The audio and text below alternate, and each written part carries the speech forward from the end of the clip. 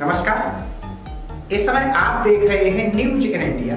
News in India में आपका स्वागत है। आइए नजर डालते हैं आज की कुछ खास खबरों पर।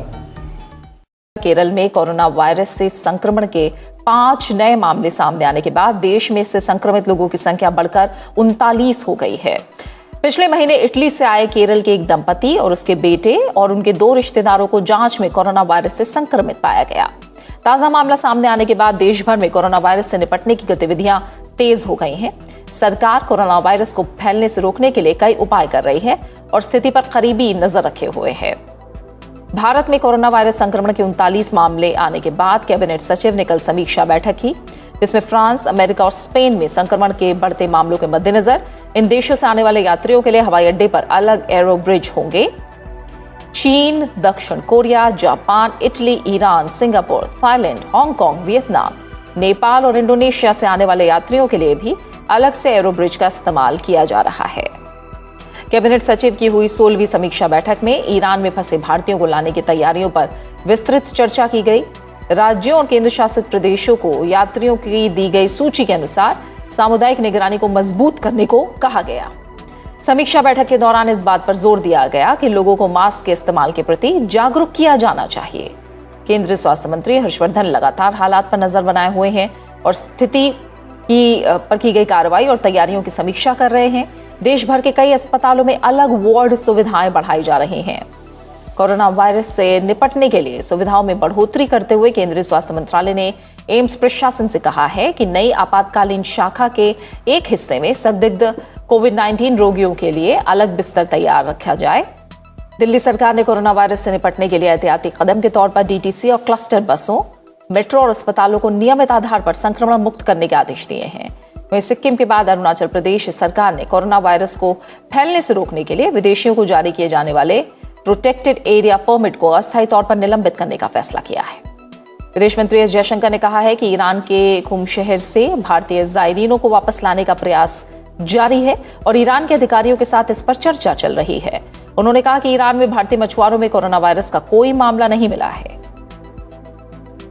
इस बीच कोरोना वायरस के मद्देनजर 31 मार्च तक क्रूज जहाजों को प्रवेश न देने के केंद्र सरकार के निर्देश के बाद पनामा ध्वज वाले एमएमसी लिरिका नाम के क्रूज को न्यू मैंगलोर बंदरगाह से वापस कर दिया गया। इस बीच दुनिया भर में कोरोना वायरस से मरने वालों की तादाद बढ़कर करीब 3800 हो गई है।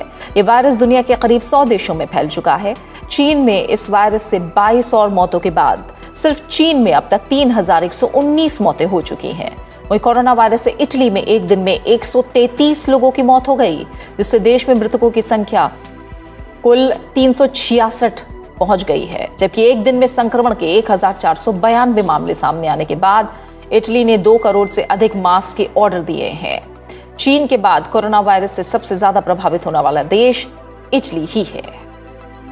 इटली में मरने वालों की संख्या बढ़कर 366 हो गई है और संक्रमित लोगों की संख्या 7375 पहुंच गई है। नागरिक सुरक्षा एजेंसी ने कहा है कि अधिकांश मौत उत्तरी इटली में लोम्बार्डी क्षेत्र में हुई है। वहीं ईरान में मारे गए लोगों की संख्या 194 तक पहुंच गई है। चीन और इटली के बाद किसी देश में सबसे बड़ी मौतों की संख्या है। वहीं बांग्लादेश में भी कोरोना वायरस के मामले सामने आए हैं। पड़ोसी देश में 3 लोग इस वायरस से संक्रमित पाए गए हैं।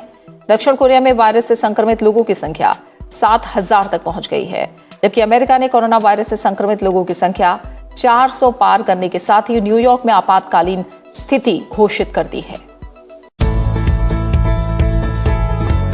तरक्की कभी ये नहीं पूछती कि आप कहां से आ रहे हो, बस ये पूछती है कि आप कहां जाना चाहते हो। तरक्की कभी ये नहीं पूछती कि आप कौन हो, बस ये पूछती है कि आप क्या बनना चाहते हो। तरक्की आपको कभी नए रास्ते दिखाएगी तो कभी नए दोस्तों से मिलवाएगी। बस आपको तय करनी है आपके तरक्की की रफ्तार, एक नई सोच और हर रोज कुछ बेहतर करने की प्रेरणा, अपने लिए और अपनों के लिए।